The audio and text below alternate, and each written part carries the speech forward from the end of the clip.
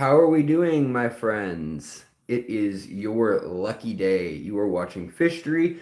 We're a little later today. I'm feeling a little run down with whatever. It doesn't matter. How are y'all doing?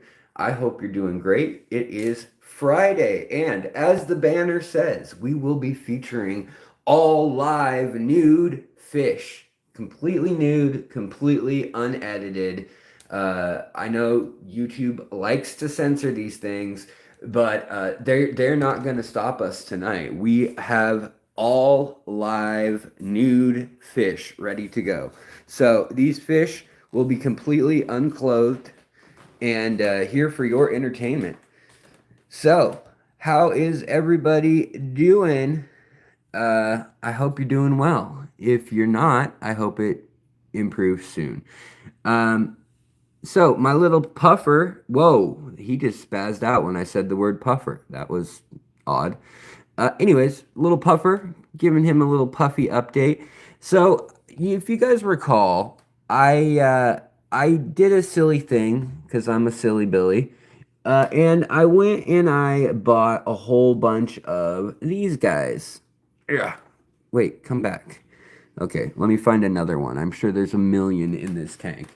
I went and I got a whole bunch of the. Oh, geez, the tank is 1,000,000,000 degrees again. Okay, guys, I'm gonna have to rescind, and this is why I never actually. Here, I got my heat monitor. Look at this. This is no good. So we're gonna check. Look at that. That is terrible. 94 degrees Fahrenheit. What is that in Celsius? 34 Celsius. That is bad. That is like kill your fish bad. I am surprised this angelfish is doing okay. And over here it's 89. And literally, if I just like swish around the water, it will change it up. But this is one of the major dangers to a tank that doesn't have like a power head or a good flow or a thermostat for that matter. This is one of the first really cool days we had in the area. Yeah, look at that. It already dropped to 82 when I did that. But, um, it's scary because down in here, we're all the way down at 77. Up at the top, we're up at 82. So the water is just way too hot at the top. And so what I think is going on, I think the way to remedy this live in real time, Alex responding to a crisis, is this is the heater, you guys. I've had this heater for 3 years almost. Come on, unstick. It is so sticky. But this heater here, I mean, yes, it has moss growing all over the top of it, which that could be an issue in itself. But what I think is going on is water goes in through the top here. And I think what is happening is this unit, because it is so large, it's a 500-watt heater. It's two 250s side by side, essentially, from Higer. This has happened a few times when winter starts, and I literally, I think the fix is going to be to put it up at an angle so that it's in the hot water, so that it can actually sense the hot water the whole length of things. Because, yeah, that's just wild. 82, that's still too hot, but I mean, it's survivable, it's livable.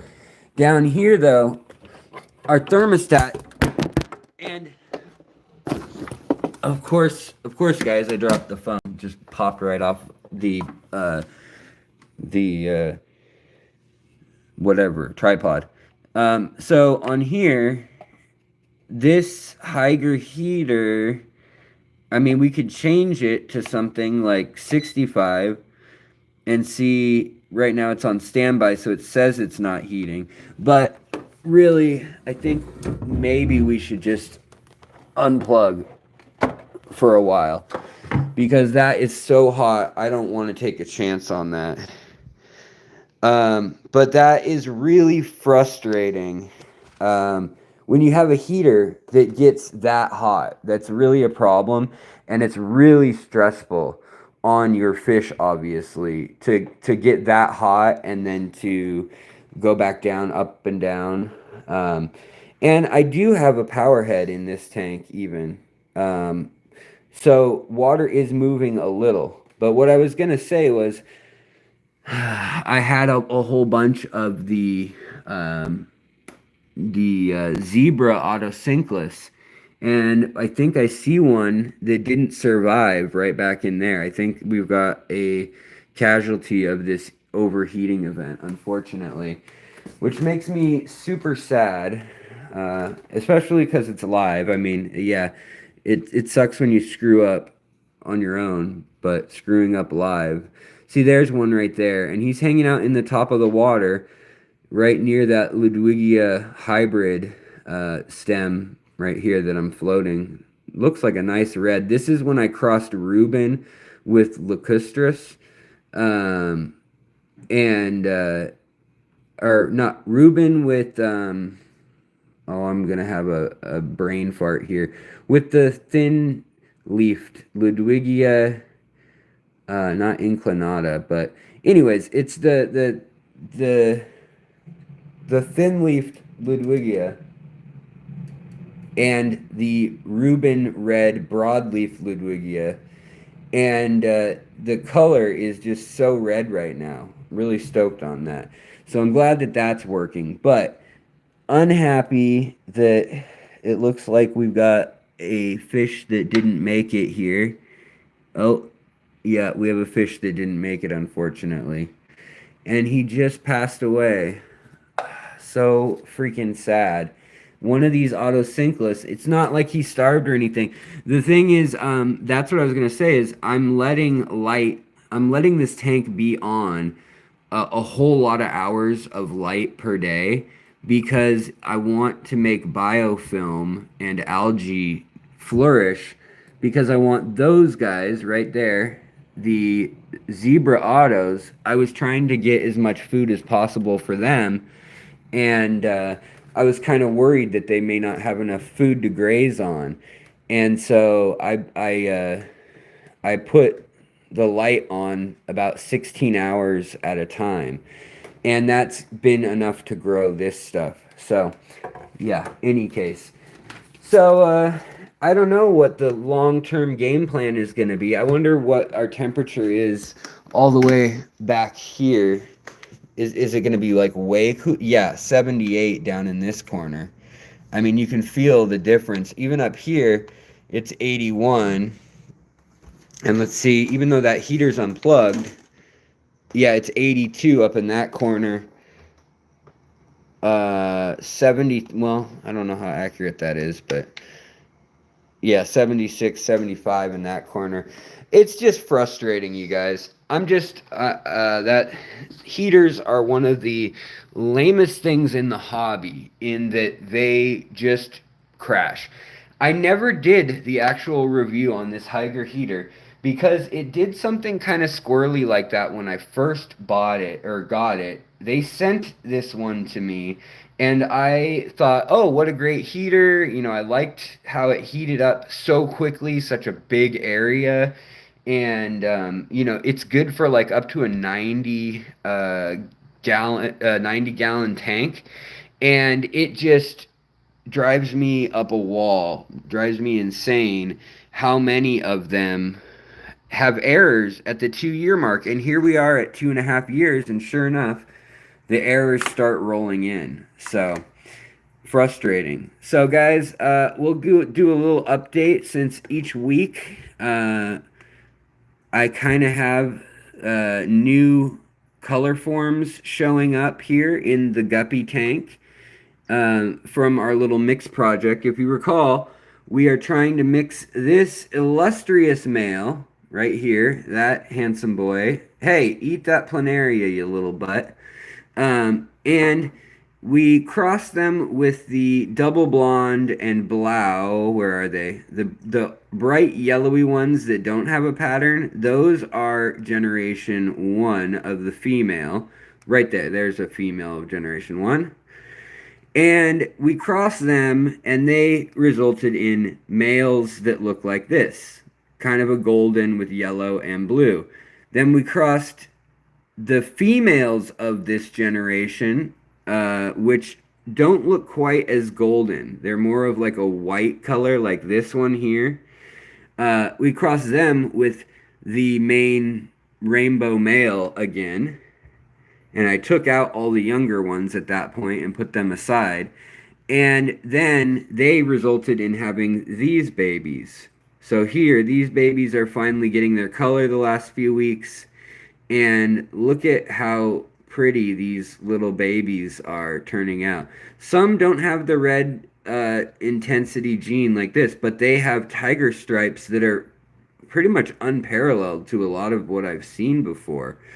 Um, usually you get like this kind of striping right here, where you see like two or three, maybe three or four stripes on them that are okay, and then some dots and some like snake skin or something halfway like that. But there are a few in here that are from that third generation that really have some intense striping.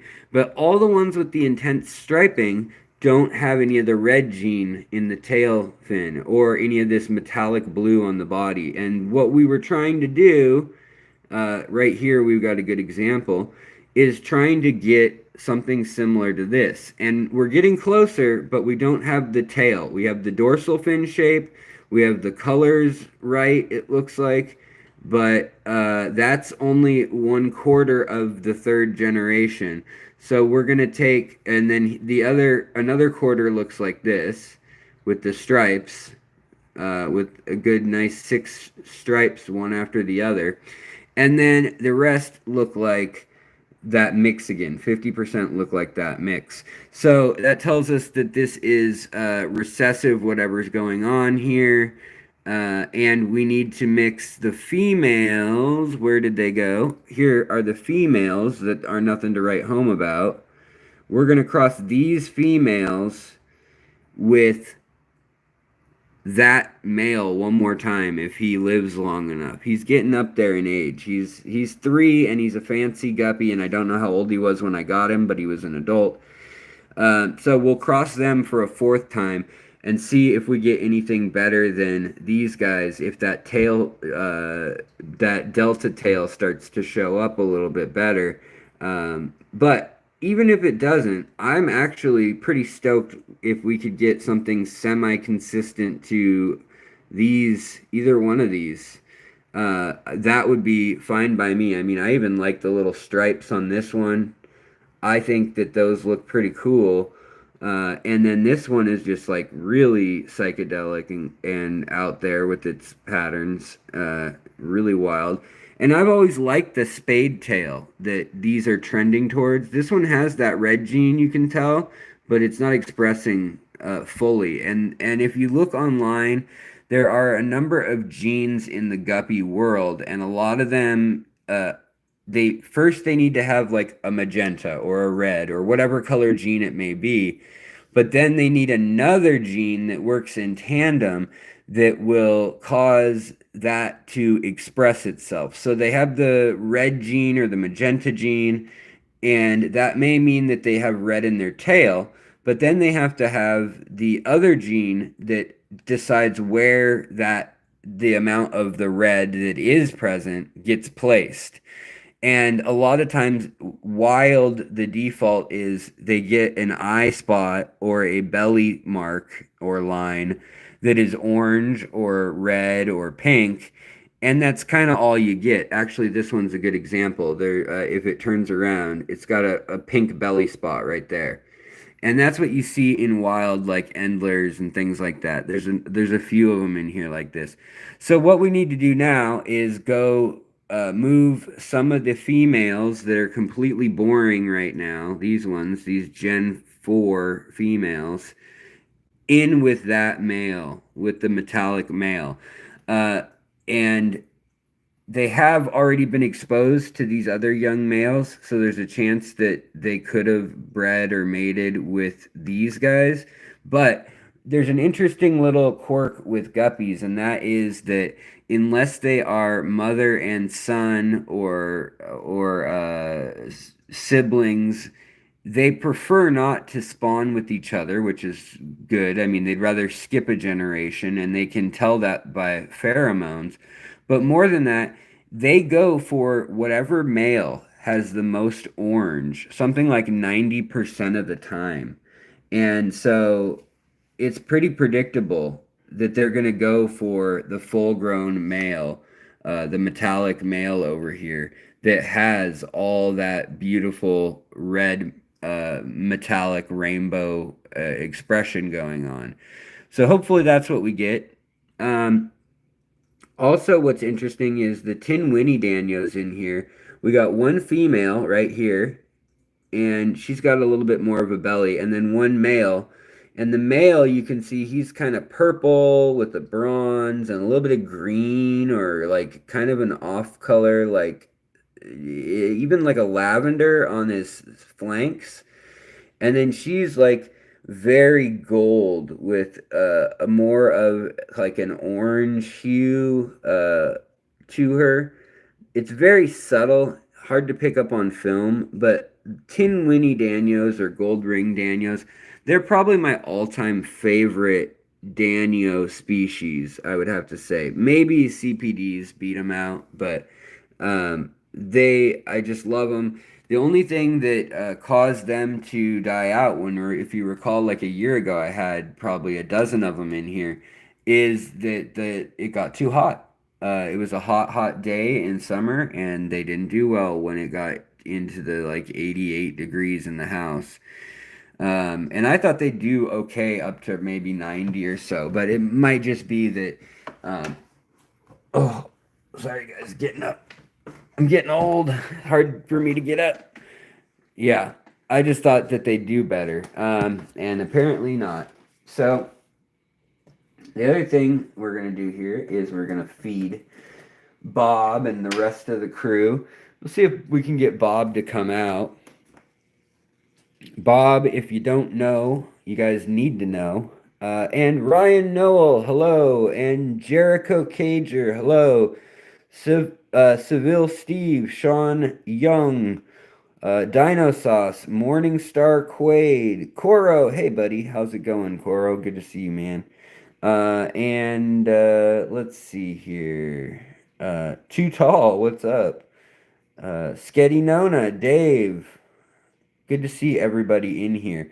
So yeah, today we're just doing our thing. If you guys have questions, do at Fishtree or at Alex so that I can see your questions and answer them as appropriately as possible.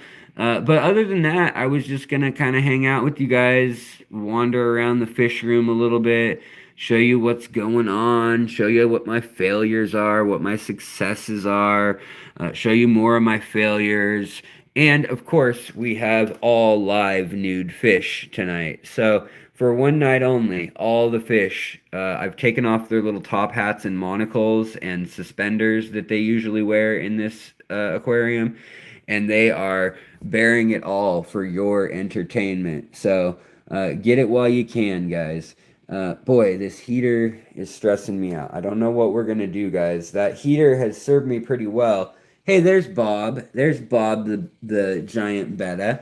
And Bob the giant betta, buddy, come on.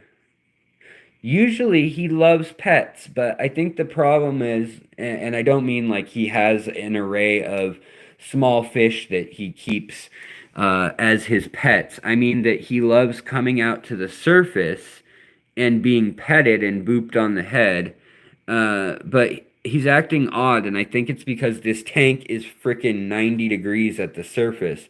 So we're gonna let that tank cool off. I also, time to clean the filter in here. This canister filter, if you can see it, is kind of just trickling out at, well, a trickle. And what I like about the Fluval canisters is you can go like this. You can take this, and if we pump it down a few times, usually, let's see. usually it will kind of kick up some of the dirt and debris and muck and kind of clear it from the intakes and stuff. But again, this tank is looking a little soupy. There's probably a little bit much biological debris in here. So I probably changing the filter will be a good thing. I bet this filter will smell like a bag of mushrooms. I bet it will be so earthy and delightful. Boy, that noise is not the most pleasant I've ever heard. Um, but yeah. So, oh, here's Bob right here. Hey, Bobby, come here. Come here, Bob. You gonna come up to the top? Bob. Boop. Got you, buddy. So, Bob the betta, ladies and gentlemen, he's supposed to be some giant monster of a betta, and, he's a big betta, but he's not like, I wouldn't call him like gigantic. He's maybe 3.5 inches, something like that. He's not, like, he's the size of my entire pinky, a little longer, um, if I get it out where he is exactly. But Bob, he's a good sport. He loves human contact, which is cool.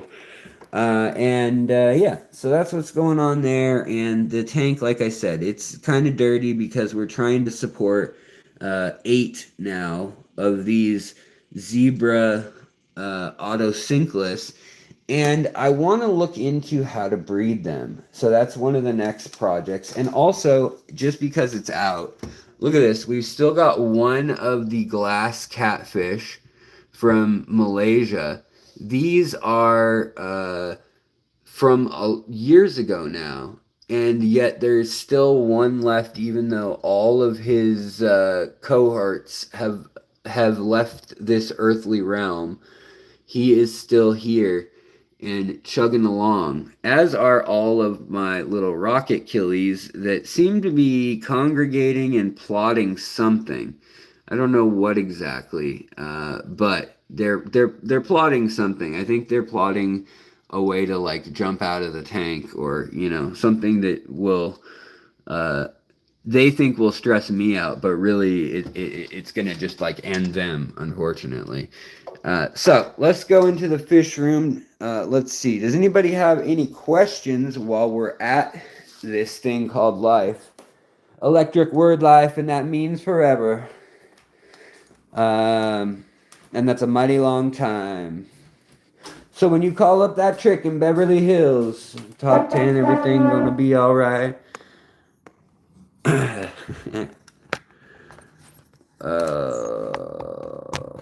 Here we go. Here we go. Here we go. Here we go, yo. Here we go, yo. Anna Banana, what's up? I've seen CPD with emerald rasboras, but not green kubotas. So they're crossing now the emerald dwarf rasbora, the erythromicrons, with the celestial pearl danios, or the galaxy rasboras as they were called. They're not rasboras, they're danios. And they cross and they make a bigger fish than either two of the fish that are the constituent breeds. They make a fish that has stripes like the erythromicron. It doesn't have near the color. The oranges stand out quite a bit, like a peachy orange color. And then they've got a black eye spot on the tail that is pretty prominent. I don't think they're that great, personally. I think they kind of dim down what is the best in each fish. But that's just my opinion. Alex, I can't seem to get my plants to live very long. Well, I'm sorry to hear that. You know, it's probably a pH thing or a nutrients and or light thing. Those would be my guesses. Um,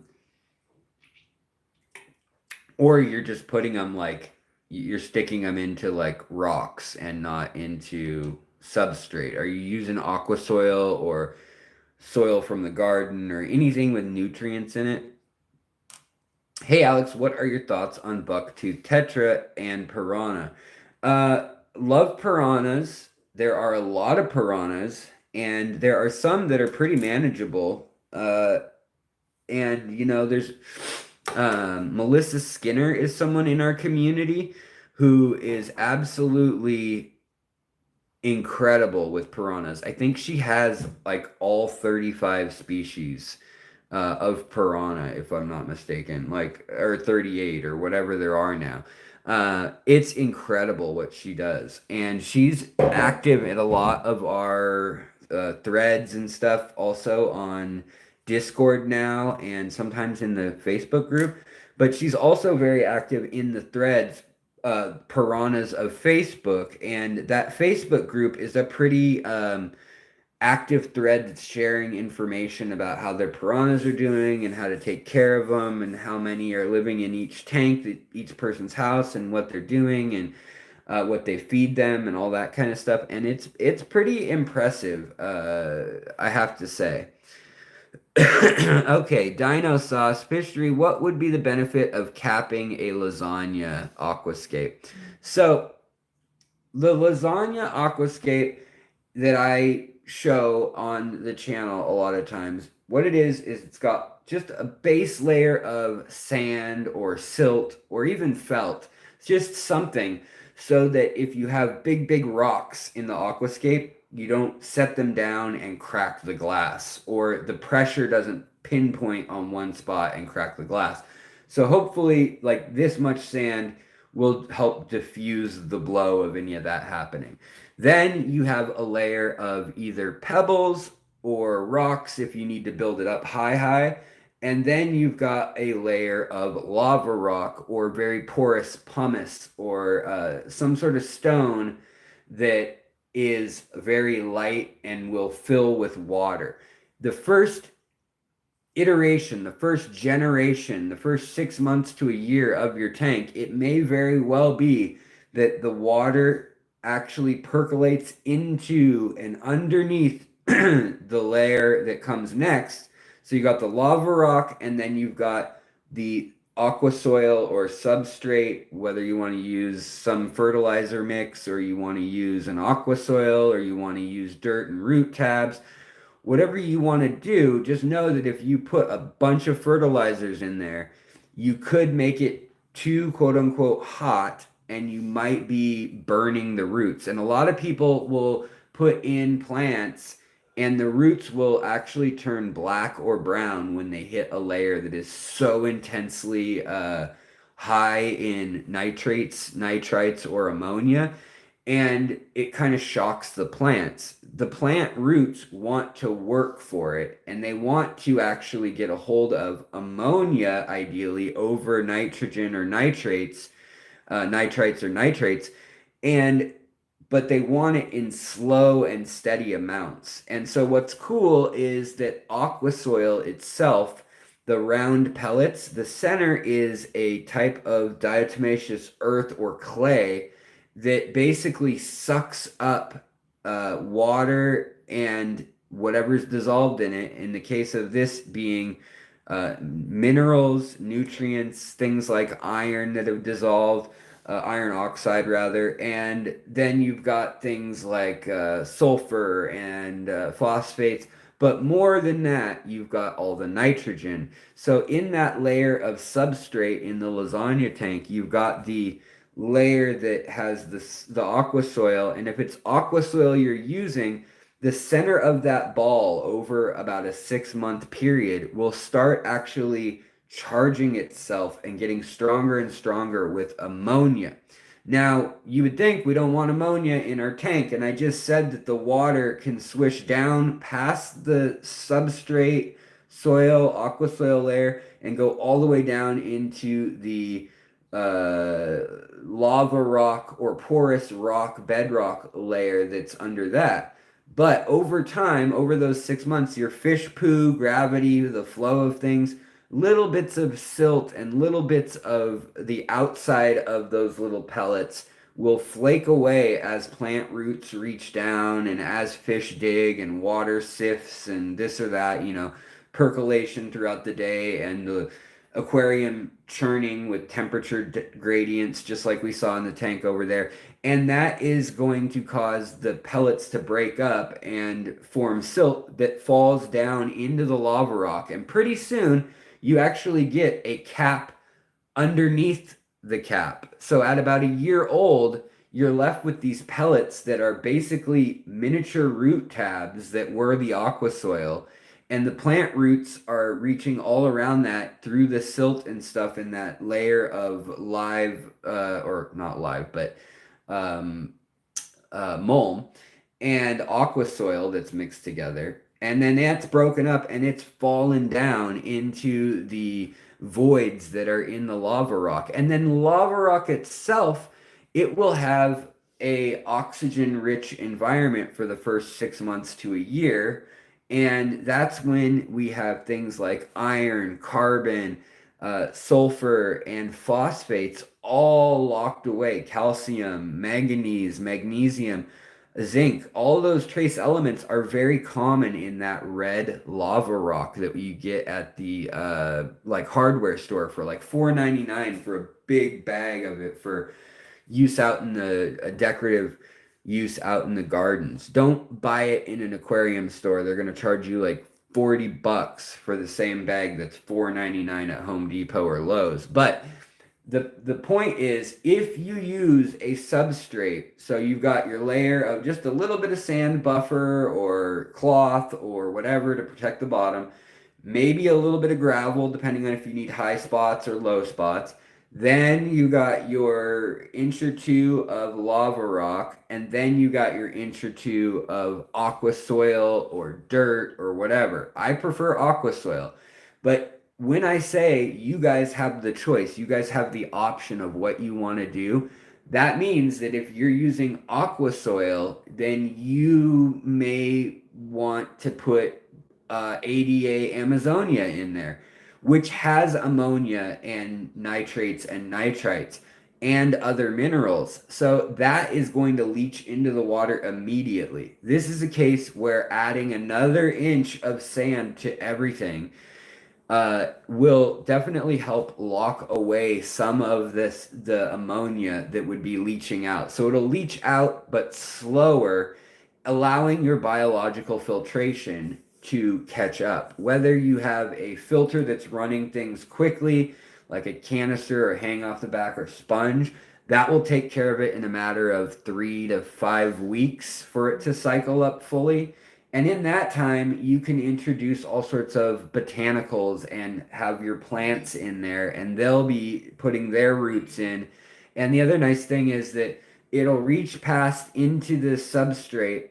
Those roots will reach around the little balls of aqua soil, and they'll be reaching for the nutrients in that denser clay core. And on the outside, it's fluffy earth or fertilizer stuff. And so they will, over time, that will break away and fall away. But at first, it is going to have all sorts of nutrients and then also break away and create this lighter, fluffy soil that can still be oxygen rich, because it's ideal to have oxygen rich substrate if you can help it. But once it starts to go anoxic, then you might as well lean into it at a year or 2 years, whatever point it happens in your aquarium keeping career. You'll see things like, let's go look real quick, but you'll see things all of a sudden, like you'll see rust lines in your aquarium. You'll see where the oxidized layers are actually occurring because bacteria begins to die at those layers. So right here, you've got fluffy mulm, you've got your aqua soil at one point. Now this is very, very old. This tank's almost, what, 8 years old or something now?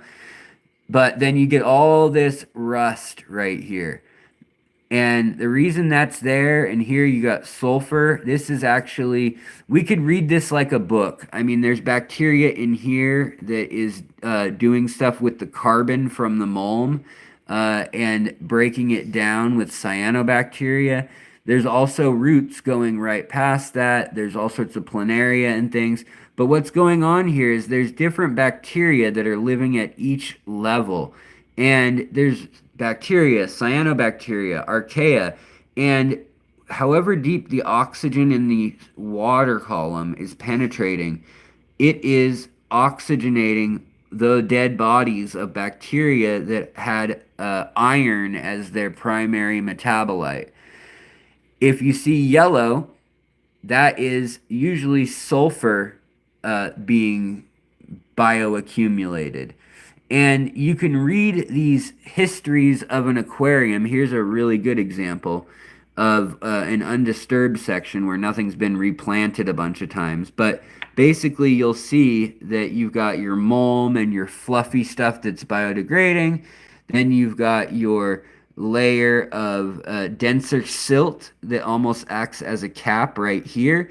Then you've got your iron, and your oxygen is getting choked out because this has gotten so fine and dusty, being broken down by roots and fungi and snails and shrimp.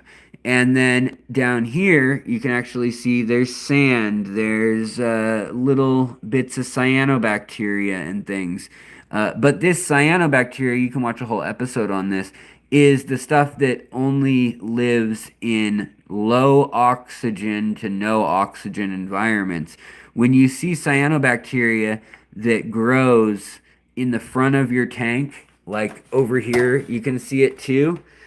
This may look alarming at first, but as long as it stops before the oxygen layers, before you're back up into your aquarium, it's fine. It is just doing its thing down in the oxygen free layers. And more than that, it doesn't even show up. Like this corner gets a little bit of light, but as we get back here where it's dark, look at that. There's not even any of it growing down in these deep layers hardly. There's barely any of that stuff going on, and yet we can see yet again the fluffy mulm, the dense mulm, and then the spent aqua soil here that now is very poor quality substrate. Like I would need to add more nutrients or root tabs to revitalize this tank. This tank and this tank both came from my other house before we moved, and I literally brought them with this much water in it to save the picture of the aquascape that's going on there. So I hope that long roundabout excuse or explanation was of some help. And good evening. So I have another thing, and I wasn't sure if I wanted to divulge it to y'all. Live nude fish. What's going on, Ben Chester, by the way? And also, Trevo Hobo, hello. Alex, my light is a 48 Higer. Is that a good light? I also have father fish substrate capped with 2 inches of sand. So, here's my thought on sand. It is useless in its sand is useless on its own, but when used properly, it can be great.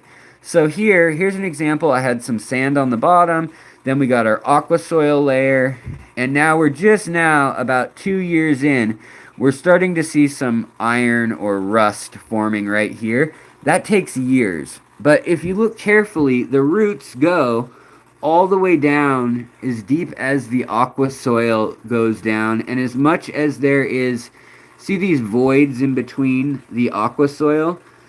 Those are like little spheres, and they have room in between them for the water to whoosh around, even if it's moving incredibly slow. And yet again, look at cyanobacteria, but it's below the oxygenation point. So we can tell that the oxygen in our substrate, there's pockets that don't have it, but for the most part, it's kind of below our soil.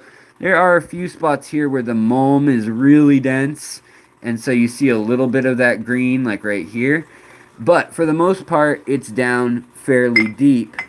And you can see why. So this mulm, this is all, dust, food, snails and shrimp going to the bathroom, and all sorts of bacteria and little creatures and worms sorting through all of that, making this fine, fluffy stuff that eventually compacts down into these layers.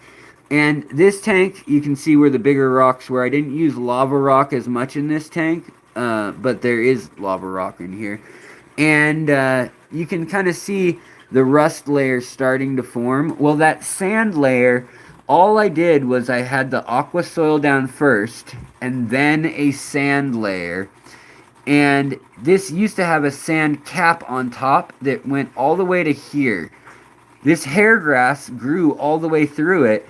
And then over time, because the aqua soil is so much lighter, fluffier, and has much, much, much less density than individual grains of sand, it came all the way up. Now, you can see here's a little shrimp cleaning, there's snails cleaning. I mean, there's a lot of little microorganisms and macro or mycoorganisms doing tasks in here in this layer down here. But this whole layer of grass, it used to be very dense when we had high light on it.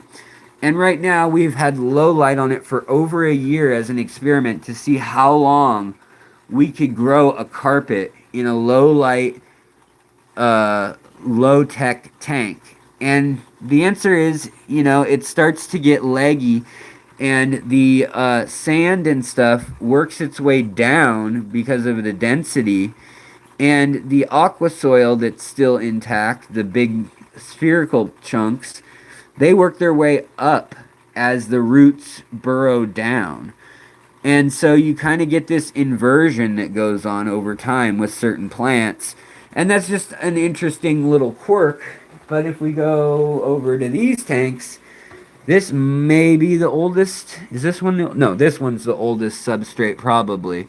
And this one is like chef's kiss, archaeological bliss.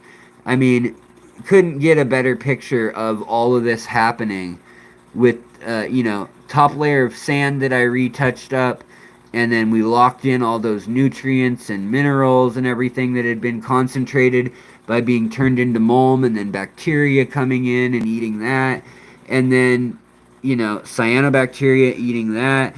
And this is such a dense conglomeration here that the roots of all these plants in here can't really do much. And so stem plants are all floating, and the Aponogeton and Echinodorus and plants like that, if they have a bulb or starchy energy or like Valsinaria, they're giving it a go, and they're living with shallow roots, maybe some crypts, but they're not able to eke out an existence like stem plants would, even like they do up here. You can see here they make it all the way down to the bottom with just Potamogeton gayi, and that's because there's enough nutrients for them to seek it out. And they'll go all the way down into the oxygen-free layer right down here. And when they do that, they'll actually bring with them oxygen to surround the root. Oh no, you guys, what happened here? I don't know what happened here, but this looks like all my shrimp in the gold tank may be dead, you guys. Holy smokes, what happened? This was going so well for 2 years. What happened? I just did water changes the other day. Oh no. No. Okay. So, boy, let's do an autopsy, you guys. Let's figure out what in the heck is going on here. I don't know if there will be any survivors, unfortunately, in this. So I fed them yesterday, as you can see. This is some of their food. That may have bumped up the ammonia. We can find that out in 1 second. So let's clear a little patch here. Man, this pisses me off. Look, they still have their color. They haven't even turned pink or white. These shrimp just died, like, in the last few hours. And some are alive. We do have a few. Are you alive? No. Are you alive? Yes. Are the fish alive? Yes. Okay. Uh, are any of these other shrimp alive? Oh man, that is such a bummer. Wow. Okay, so we'll try to rescue the ones we can. Um, wow, what a freaking tragedy. Okay, so we're gonna try to rescue the ones we can, guys.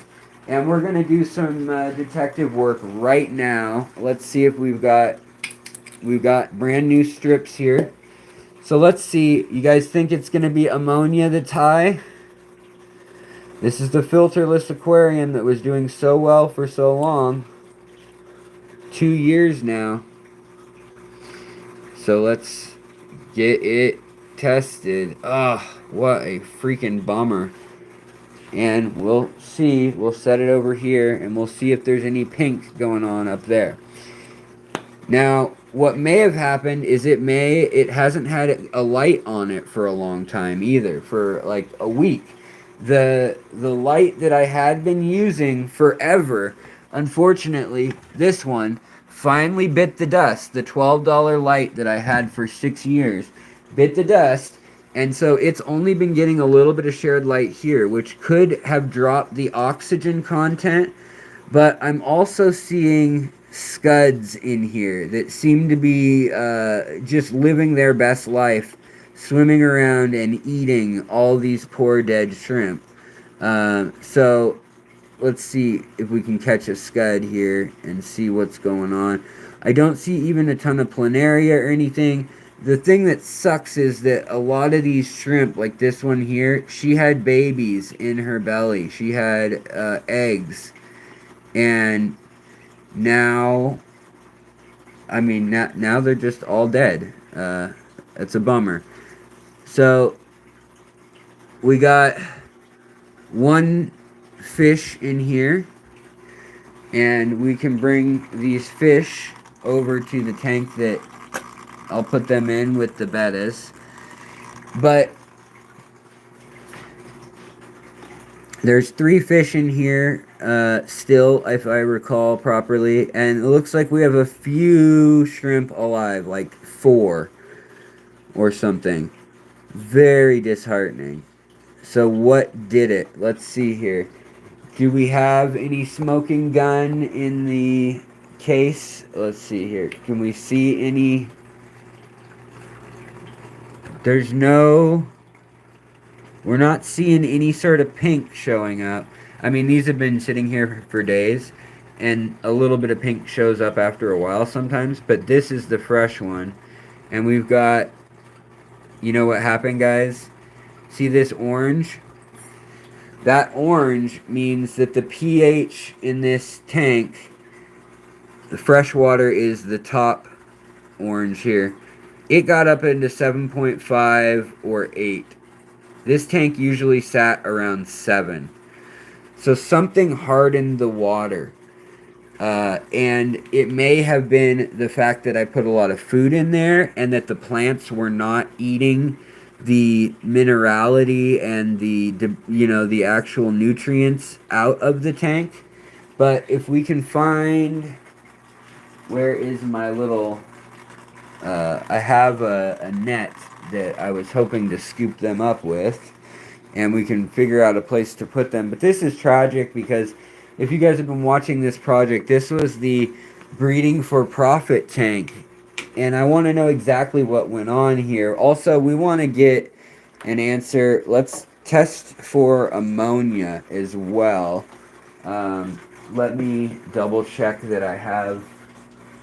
I know I've got ammonia test strips somewhere. I just have to find them in a moment here. All right, let's see. Where did those go? Otherwise, I can do the liquid test strip later. Oh, and here's our little rescue ranger basket. This guy's real sick. I mean, look at him. He's turned like green, and he's a yellow shrimp. And he's not even fighting or protesting or anything. I don't really know what to make of that. I guess we'll put them in here for now, where the crab is supposed to be, but hasn't been for weeks. And by the way, I'm getting rid of that crab. I'm so over that crab. Alright, so let's see here. What else do we find in here? Here's another shrimp that's alive. Another one right here. And another one right here.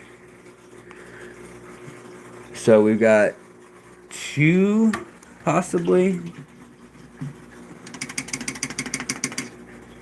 2 so 3 survivors so far. Looks like here's a 4th. So this would just happened if these survivors are still around. So 4th.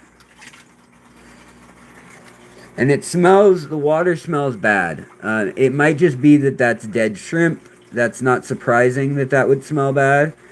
But, yeah, see the scuds going through here? The green is a sign of illness if it's on their undercarriage. If it's in their belly where they carry a lot of their eggs and stuff. When that grows like a stringy kind of look, or if it looks bumpy, then yes, you're right. Then it is a bad sign.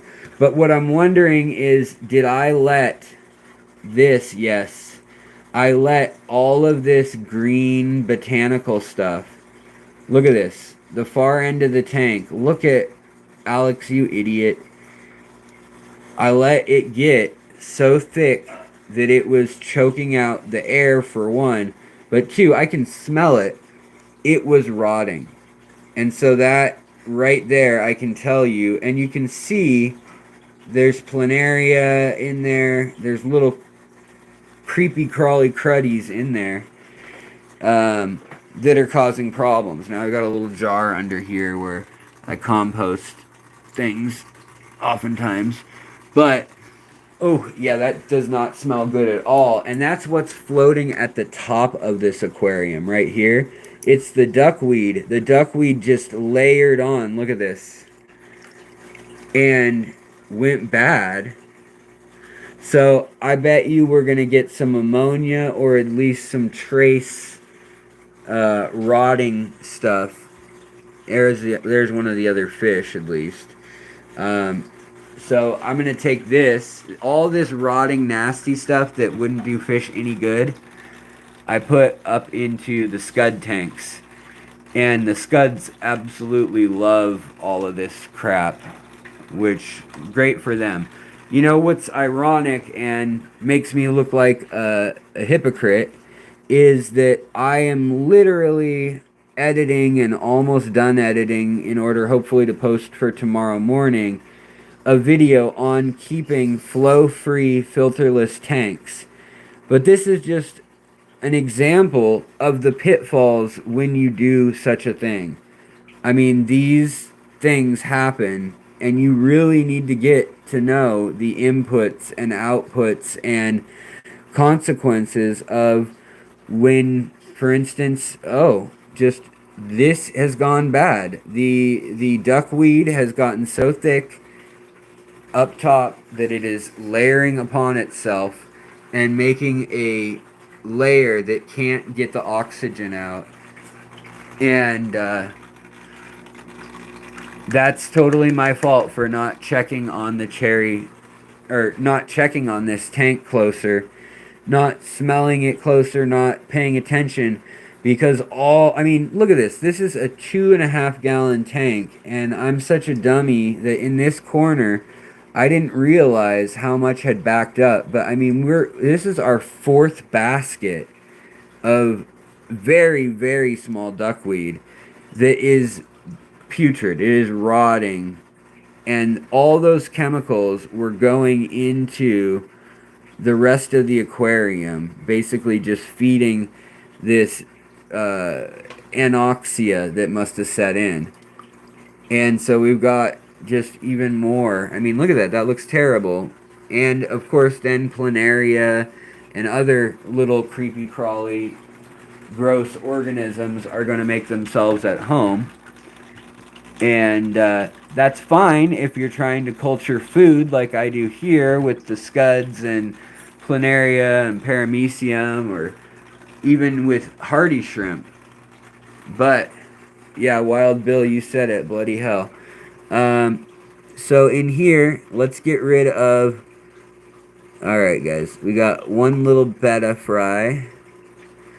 So there's going to be one more betta fry in here somewhere, but we got one more of the bettas. And where do we want to put them? Do we want to put them in with the... No, that's pretty hard water. We'll give them... They'll have their chance in here with the adult bettas. With the betta imbolus. They're pretty peaceful. And even though those are betta maha chiensis fry, they're the runts. They're the slow growers. And, yeah. But, moral of the story is I'm not seeing... I mean, look at this. The Sawassertang on top of all of the other stuff. Alex, you fool. You let it get too thick. I mean, look at this. It's clearly choked out all the ability of oxygen exchange and flow. That's way too much. I mean, it's still just as thick, even though I just took out that much out of a 2.5 gallon. So it's a real problem that I should have been aware of. I mean, and it's a problem that, like, we're on the verge of here potentially, but it's healthy, then just drops off a cliff if you're not careful. And this is, unfortunately, this is partially why I do this, is to learn how far can we push the boundaries. Is it okay to do this or that? What fish truly should you not do it with? Can you do it with shrimp? Can you do it with this or that? And what we're learning with this, or what I'm learning rather, maybe somebody else could have saved me the time, but I'm learning that there is essentially there's a 2-year window where these tanks are really easy to keep.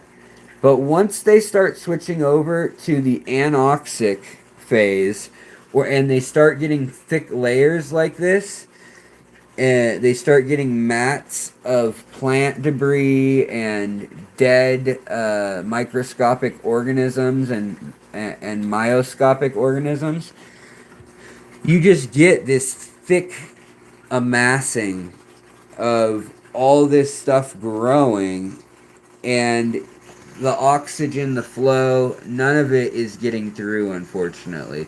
This is such a bummer.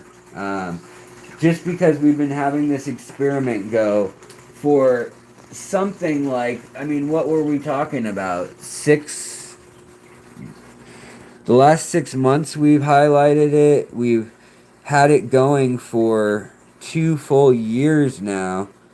And for it to end like this during a live stream while my heater failed in the other room. And, I mean, that tank was all about flow. So it's not like I've failed everything because of flow. I'm failing on multiple different fronts. But I'm pulling out all this stinky...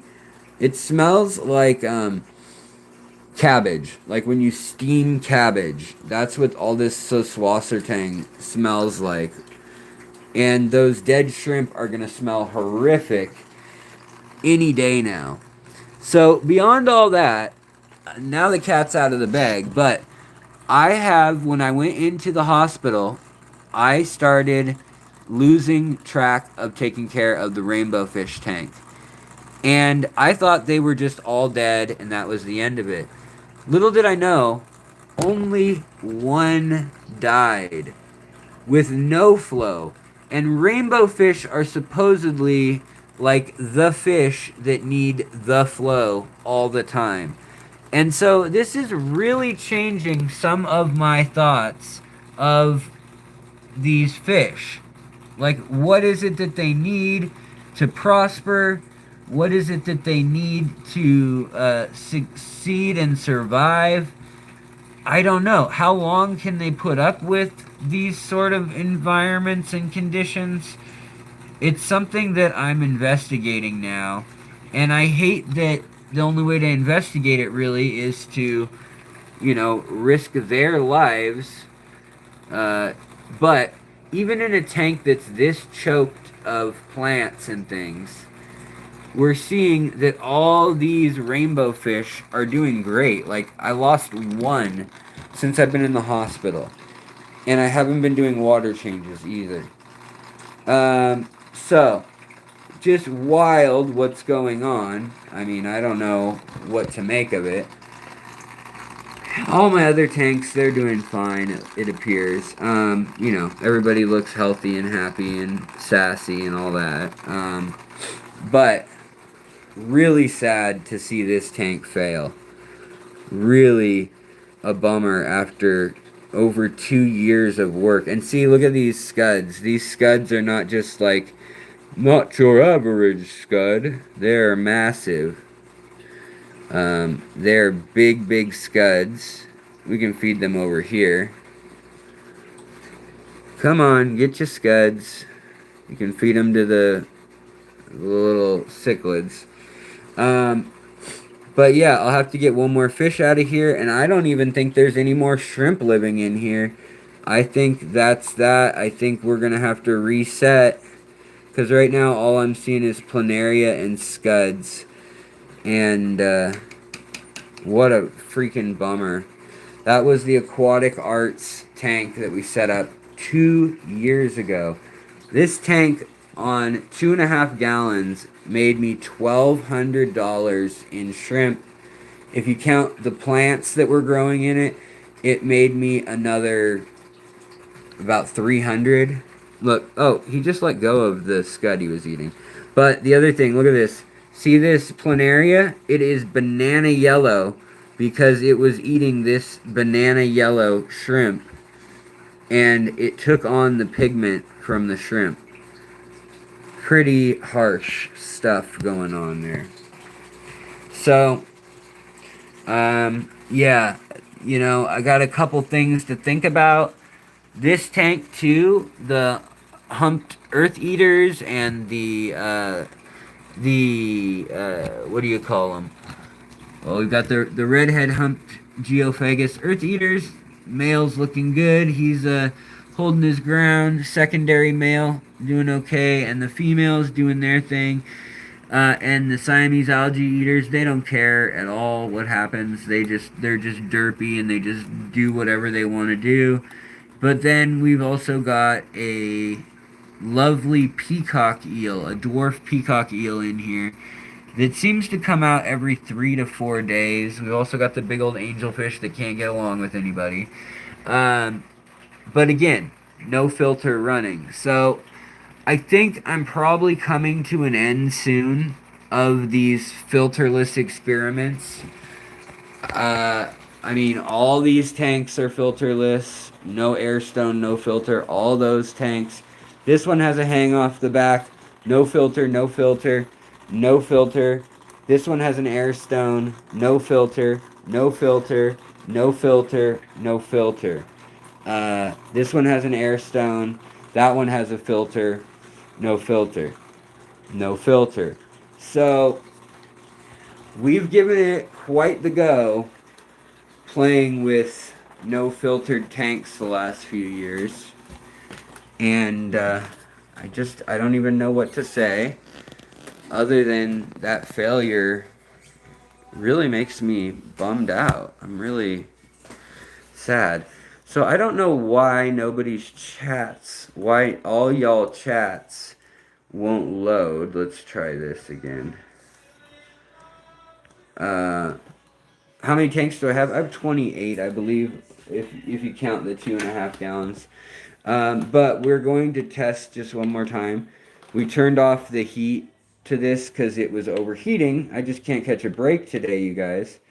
But it is 79 degrees Fahrenheit in here. I guess, here, let's turn this around so it's the right way. 79 degrees Fahrenheit at the top right now.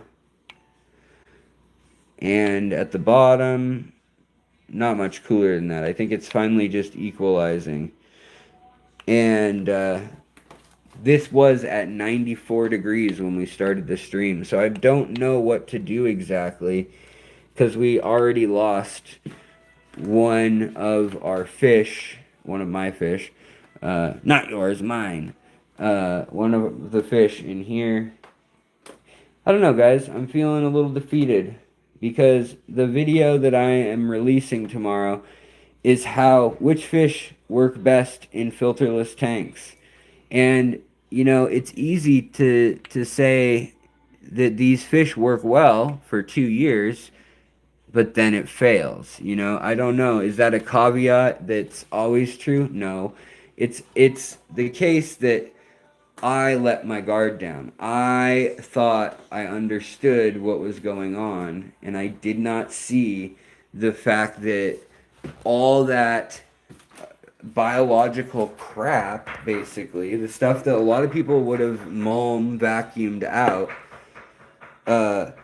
built up in that tank, and it just killed it created an anoxic eutrophic dead zone in my little 2.5 gallon aquarium. Now what we're going to do here is we're going to test if there's any raw ammonia, because this tank was cycled, but I wouldn't hold my breath to assume it's still cycled.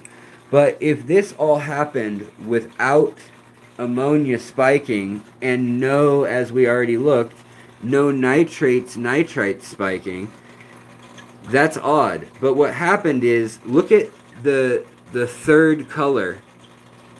That means that the pH is all the way into like 8.5, or let's see, we'll hold it right up to it. And this tank usually ran around 6.5, and yet we're up in this neck of the woods in, let's see, well, we got to go to freshwater. Look at that. I mean, we're all the way into the 8.5, 8.0 area. And so the other thing I'm curious about is when we added, a week ago, we added a bit more crushed coral just to the top of the substrate. Did this end up being a perfect recipe for problems? You can see the coral, crushed coral, is still sitting on top of the substrate here. But between that and all of this biological duckweed growing up, I'm pretty positive that led to the environment of it being too stressful for these shrimp. But I'm really hoping that there's ammonia, because that would, yes. So guys, this tank became uncycled. I don't know if you can see it. Let's flip this around so I know what you see. And this is the ammonia. Let me get this clear for you guys. This is the ammonia test pad, and it should be like white or a bright yellow. And on the side that counts, it is bright green, which means 4 to 6 parts per million ammonia. But we have no nitrites, no nitrates. And that means that the biological filtration in this tank shut down, that it was not keeping up with it. So the stuff that turns ammonia into nitrites and then into nitrates, that process wasn't happening quick enough. The ammonia skyrocketed, the hardness skyrocketed, and all that organic debris and waste piled up and started a cascade. And then once that happened, you started getting the scuds, the planaria, the seed shrimp, whatever, picking away at the poor shrimp. So we were able to save 4 of around 30 shrimp is all. And very sad. Now, we saved 2 of the young bettas that were in here for just that reason, to eat planaria, to eat hydra. And look at this, we still have just loads and loads of way too much vegetation. Is there such a thing as too much vegetation? Yes, there is, and this is what it looks like. Gonna have to reset this whole tank. And I always like this red Crypspiralis in here. And yet again, I mean, look at it. The Crypspiralis is rotting and black. So that's a very typical response when plants do that underwater. That means that they have an ammonia burn. That the ammonia burn is actually killing the cells faster than it can try to process any of the ammonia. And again, because our shrimp were bright banana yellow, the planaria, those little bastards, are bright banana yellow. So, moral of the story, I better clear this tank out. Flow is always a good thing. Not always. Usually a good thing. Here, this tank, it's looking a little cloudy. This is a shrimp only tank as well. So is this one. And they're doing well. But, you know, I think I'm going to be watching the surface of how much duckweed builds up, as well as how much of the mulm and debris is building up on the bottom of these smaller tanks. Because you can't just, as they say, go to the bathroom where you eat. That's a bad idea. And so that is what we are definitely seeing exemplified here. And unfortunately, you know, the shrimp paid the price. So that is a super bummer. But again, the other tanks look to be doing well. But it's a hard one, and you know, I don't know if I'll make a whole video or what. This in itself might be kind of the rundown, in that, you know, this sort of thing has happened kind of similarly before, but not quite. It happened in the experimental tank that I kept over here. If you guys want to see, I have actually kept this experiment running for another year after I said I was done with it. But that is in this jug. What happened was it was too narrow at the mouth of the jug for gas exchange. Now what's crazy is fish had eggs in here, and there are mountain cloud minnows living in that stagnant tank to this day that hatched after everything died. Those eggs hatched after the bloom went down. Super, super wild. Melissa Skinner, yes, I had a 2.5 gallon shrimp tank crash. And at the beginning of this stream, my Higer 500 watt heater heated up the tank to 94 degrees Fahrenheit, 34.2 degrees Celsius. And so I lost a zebra autosinkless, but then I lost all but 4 of my gold line neocaradinas over here in this tank, which is a real bummer, because this tank was always a fun one to check on, especially when we had the Sundadanios and the snails and things.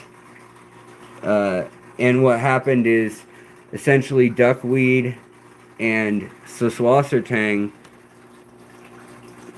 choked out everything, and then it started dying and producing ammonia, and the nitrogen cycle did not kick in. So right here, no nitrates, no nitrites, yet where did it go? Our ammonia test strip is bright green. I don't know where I set it. So the ammonia test strip is bright green, showing that there's 4 to 6 parts per million of ammonia, which is plenty high to cause the death of all the shrimp. So there you have it.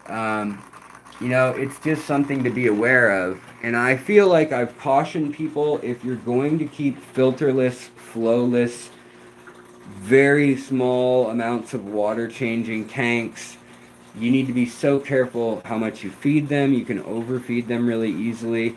You can cause the plants to grow too quick. You can cause an algae bloom or a cyanobacteria bloom that then chokes out the tank. There's a lot of things that can go wrong, and it's really a tightrope act that a lot of people do as a way to challenge themselves. That's partially why I do it. But yeah, the test strips are API test strips, but I will confirm everything I said today using the API liquid test kit tonight, and if anything's different, I will pin it in the comments here within about an hour or two of the video going live. So guys, that's about all I have to say for today. Sorry it wasn't a very uplifting message or anything, but we're just getting a realistic view of the fish room and things that happen in the fish room when you're pushing it to the limit of what is acceptable fish keeping when you're, trying that. Now, I wouldn't do this with anything other than the shrimp, in that, like in a 2.5 gallon, I wouldn't want to do this to, say, a quote unquote smarter fish. Now we're in the dark. It's nice here, guys. But exactly, this is how we learn.